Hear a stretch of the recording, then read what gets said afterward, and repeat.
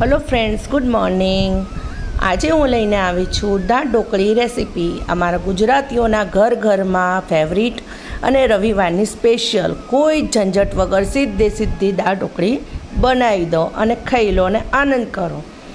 દાળ ઢોકળી બનાવવા માટે આપણે સૌપ્રથમ જરૂર પડશે 1 વાટકી તુવરની દાળની, જે મેં લઈ લીધી છે અને કુકરમાં સારી રીતે ધોઈને બાફવા મૂકી દીધી છે। અને એની અંદર જ આપણે 1 વાટકી શિંગદાણા નાખી દઈશું, જે એની સાથે સાથે સરસ બફાઈ જશે। અને બાજુમાં આપણે ભાત પલાળી દઈશું, કારણ કે દાળ ઢોકળી જોડે ભાત પણ ખાવાની બહુ મજા પડે છે। હવે આપણે ઢોકળીનો લોટ બાંધી દઈશું। લોટ બાંધવા માટે સૌપ્રથમ મેં ઘઉંનો લોટ લઈ લીધો છે, 5 થી 6 ભાખરી જેવો, અને એની અંદર અજમો, પછી સ્વાદ પ્રમાણે મીઠું, હળદર, મરચું, એ આપણા બેઝિક મસાલા આપણે એની અંદર એડ કરી દઈશું અને સરસ લોટ બાંધી દઈશું। એની અંદર થોડું મોયણ પણ નાખવાનું છે જરૂર પ્રમાણે, બરાબર। મોયણ નાખ્યા પછી આપણે સરસ લોટને મસળીને એને સરસ બાંધી દેવાનો છે। અને આપણે એને બાંધીને સરસ નાની નાની ભાખરીઓ, પતલી પતલી ભાખરીઓ બનાવવાની છે, જે ઢોકળીઓ એકદમ સરસ પાતળી બને। ખાસ એનું ધ્યાન રાખવાનું, ઢોકળી જાડી હોય તો આપણને મજા નથી આવતી, જેટલી પતલી ઢોકળી હશે તો જ મજા આવશે, બરાબર છે। જો આપણે લોટ હવે બાંધી દઈશું સરસ મસળીને, આ રીતે પાણી ધીમે ધીમે એડ કરવાનું, લોટ ઢીલો ન બંધાવવો જોઈએ, એ ખાસ ધ્યાન રાખવાનું છે।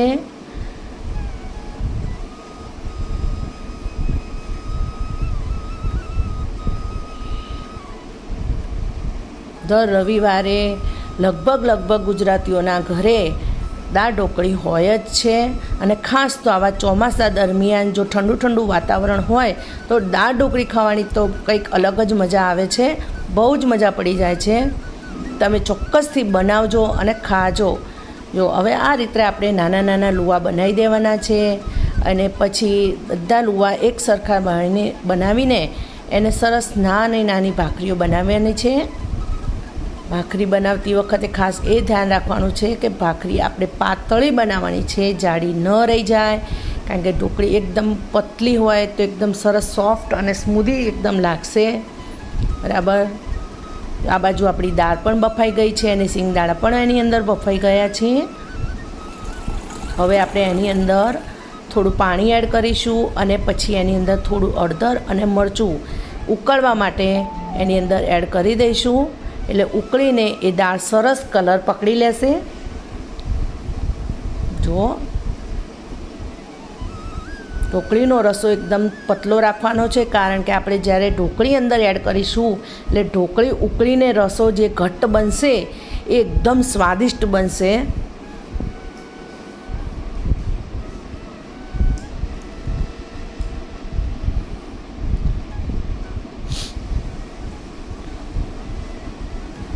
હવે આપણે એની અંદર મીઠા લીમડાના પાન, ઝીણા સમારેલા લીલા મરચાં પણ એડ કરી દઈશું।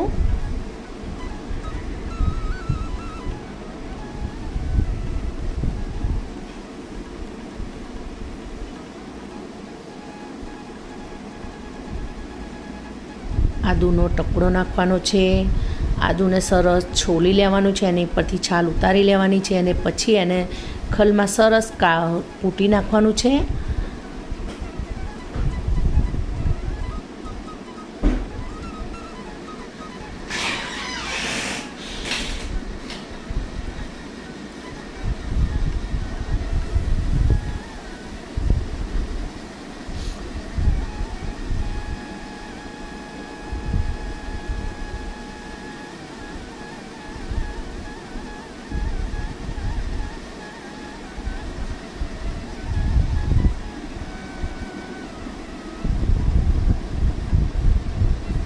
આ રીતે લીલા મરચાં, મીઠો લીમડો અને આદું ઉકળવામાં જ નાખી દેશો તો દાળ ઢોકળીનો સ્વાદ બહુ જ સરસ આવશે। હવે આપણે એક એક ભાખરી આ રીતે સ્ટેપ બાય સ્ટેપ વણતા જઈશું, અને એકદમ પતલી વણવાની છે, બરાબર। અને એના એક સરખા પીસ પાડીશું। તમે એના ચોરસ પીસ પણ પાડી શકો અને ડાયમંડ શેપમાં પણ કાપી શકો છો। અમે મોટા ભાગે તો બધા ચોરસ શેપમાં જ કાપતા હોય છે, એકદમ સરસ ઝીણા ઝીણા ચોરસ શેપ। અને આપણે જે કિનારીમાં નાના નાના શેપ રહી ગયા હોય ખૂણાના એ આપણે રિમૂવ કરી નાખીશું, એટલે કે દૂર કરી નાખીશું. અને એનો પછી છેલ્લે એક લુઓ બનાવીને વણીને નાખી દઈશું.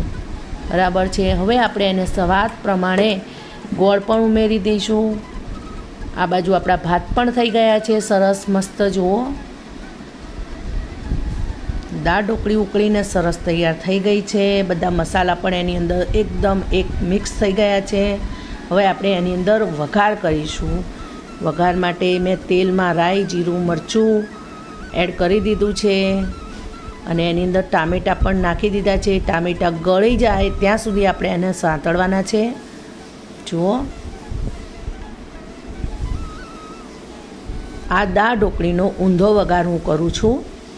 હવે આ વઘારમાં આપણે દાળ ઢોકળી વઘારમાં નાખવાની છે. વઘાર દાળ ઢોકળી પણ નહીં રેડવાનો. વઘાર દાળ ઢોકળી પર રેડીએ તો ઉપર તેલ તરતું રહી જાય છે. અને જો આ રીતે તમે વઘારમાં દાળ ઢોકળી નાખશો અને મિક્સ કરીને પછી જો દાળ ઢોકળીમાં એડ કરશો તો ઉપર સહેજે તેલ નહીં તરપે. જે આપણને ઘણા લોકોને એલર્જી હોય છે કે બહુ ઉપર તેલ દેખાય તો ઘણા લોકો ખાતા નથી. પણ આ પદ્ધતિથી તમારે દાળ ઢોકળીમાં બિલકુલ તેલ નહીં દેખાય અને એકદમ સ્વાદિષ્ટ બનશે.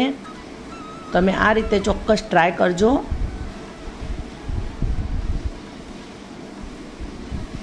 આ રીતે તમારે ઊંધો વઘાર કરી દેવાનો છે. જો હવે તમને ઉપર બિલકુલ તેલ નહીં દેખાય અને સરસ મિક્સ થઈ જશે દાળ ઢોકળી. અને સ્વાદિષ્ટ તો ઓલમોસ્ટ છે જ. તમે ચોક્કસથી આ રીતે બનાવજો અને ખાજો. અને ચોક્કસથી પછી મને કમેન્ટમાં કહેજો કે વરસાદી મોસમમાં દાળ ઢોકળી ખાવાની મજા આવી કે નહીં. એની જોડે ભાત પણ તમે બનાવજો.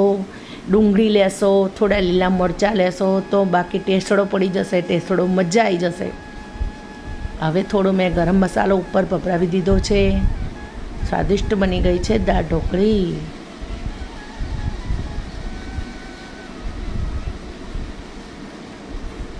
આ ચાલુ વરસાદમાં તમે ચોક્કસથી બનાવજો હો, ભૂલ્યા વગર.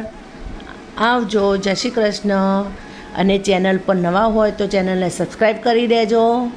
અને વિડીયો જોતા હો તો લાઈક ચોક્કસથી કરજો અને એક શેર તો કરી જ નાખજો. કારણ કે એક શેર કરવાનો, એક લાઈક કરવાનો અને એક સબસ્ક્રાઈબ કરવાનો કોઈ જ પૈસા યુટ્યુબ ઉપર લાગતા નથી.